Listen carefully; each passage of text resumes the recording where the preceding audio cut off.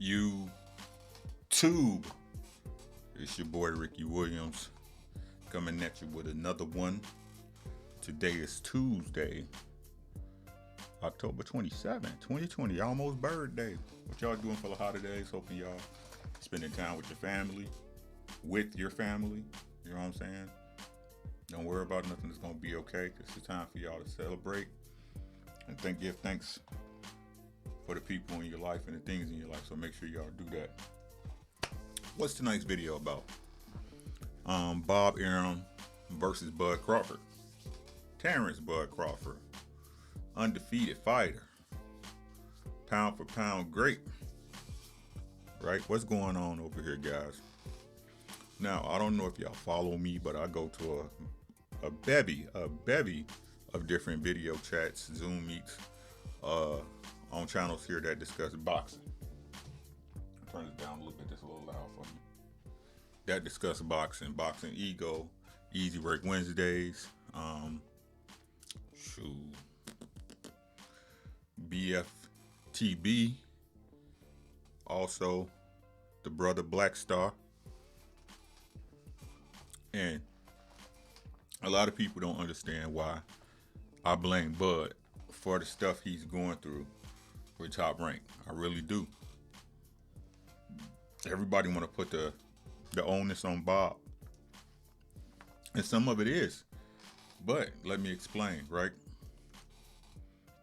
Bud had a chance to get from up under Bob. He had a chance.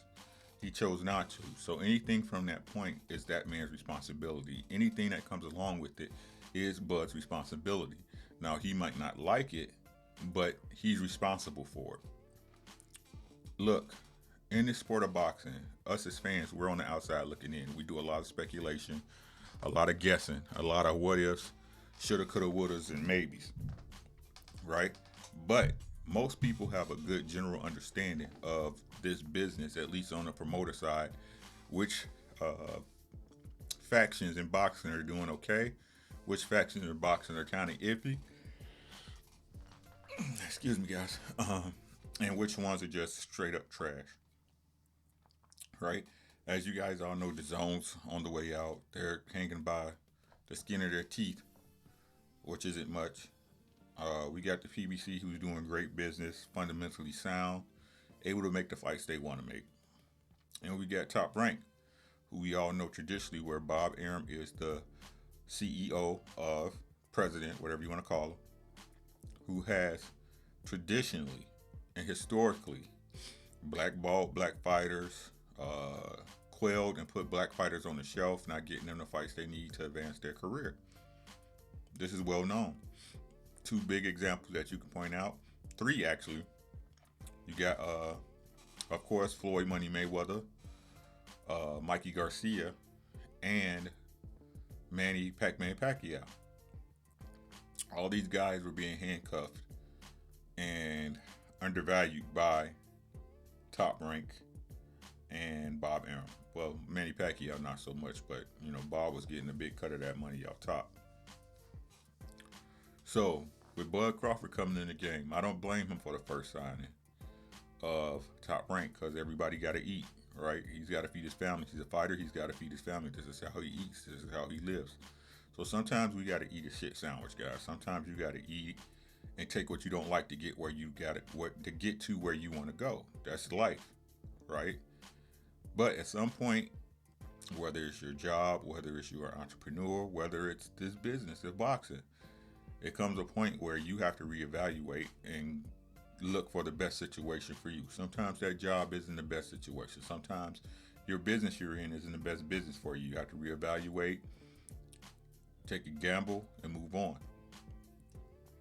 Now, Bud knew he was going to make his move to 147 when he re-signed with Top Rank a couple of years ago, or however long it was. Again, I'm not real big on specifics. I'm kind of a principles type of guy, right? So he knew how Bob does business, and how can he not? Because us on the outside looking in knows how Bob does business. So of course he knew. Of course his camp knew. Of course Bomac knew, right? So What does this say to me, right? It says one or two things. Either Bud is so out of whack and unknowledgeable and ignorant to business that he signed whatever Bob put in front of him, or he's there knowing he's not going to get to fight the big fish and the sharks in the welterweight division, right? Because we again historically know that Bob's not paying for the competition or the marquee stars that Bud needs to elevate his name. Nor are they building his brand, nor does he build his own brand, right? I've said in many videos and many chats and many discussions that traditional promoter is not needed in today's game of boxing. You have social media, you got YouTube, you got independent news reporters and creators who can get your name out there if you have a little know-how and know how to network, right? So the promoter in so much is not needed. Again, like I said, unless you have to get yourself in the door, and of course you got to eat, right? But once you become a star, once you put that work in, once you get some money under your belt, there's no need for a promoter whatsoever. So what is Bud doing, right? For this man to say what he said about this man on national TV, and Bud's been doing this all his life, that's all he knows, right? And we all have to agree, even though Bud hasn't fought the people we wanted to see him fight, he's still a very, very good fighter. He's the best Bob's got, as people like. He's the best Bob's got. He's got Teofimo Lopez, right? Lomachenko, who's dead in the water to me right now, and of course Tyson Fury, who we all know what he's going through in the public eye right now. He's going through some type of litigation, or judge initiated some stuff as far as the Tyson Fury, him and Deontay Wilder 3 fight goes. Right? So Bud's the cleanest thing you got. He's the most marketable fighter you got, yet he's not marketed, nor does he market himself. So what does Bud continue to do? Does Bud continue to cow and consider to toe and cow step and stay in line with what Bob's looking to do? Or does he get out of his contract?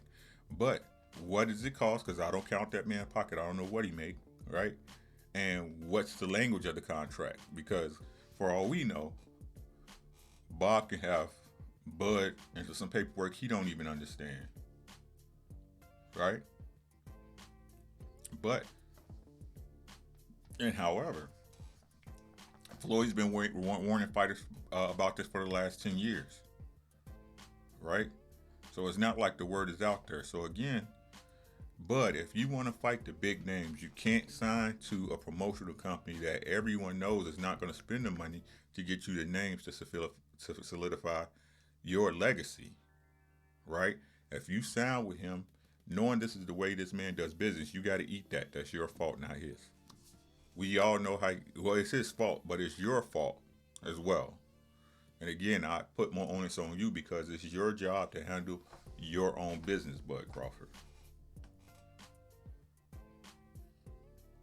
Like I said before, a lot of people don't understand what business means. I'm not talking about just business. You go to this store, this company. Business is a way of interacting with people, right? Your life should be ran like a business. You should have an end goal for your life. You should have milestones. You should have things you're looking to accomplish. You should have things that you're looking for to get rid of that's not efficient to you. And remember, same thing as in business as in your life. It doesn't matter how a person feels they are involved in your life. It's not personal, right? Yeah, you're a person, but it's not personal. It's business. You're not fitting into my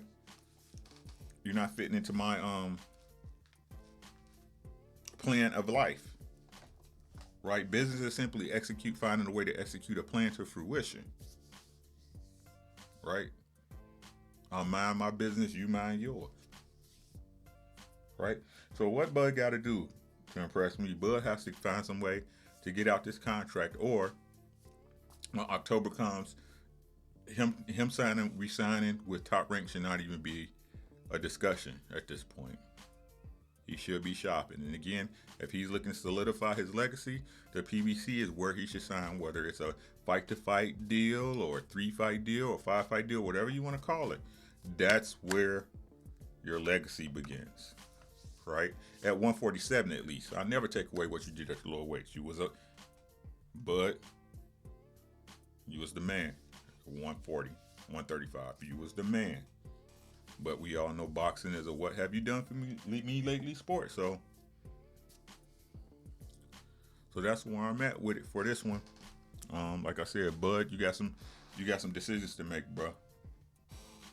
You got some decisions to make, plain and simple.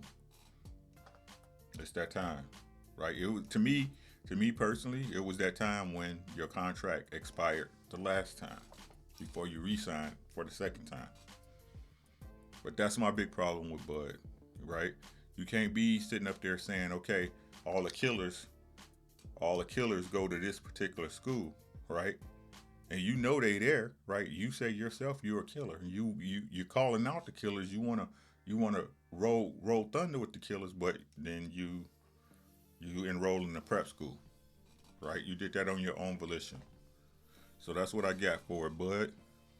I hope you do the right thing for yourself and your family, because Bob ain't it. It's your boy Ricky Williams. I'm out. As I always say, take care of yourself. Take care of your family. Everything else will take care of itself. I'm out. See you on the next video, YouTube.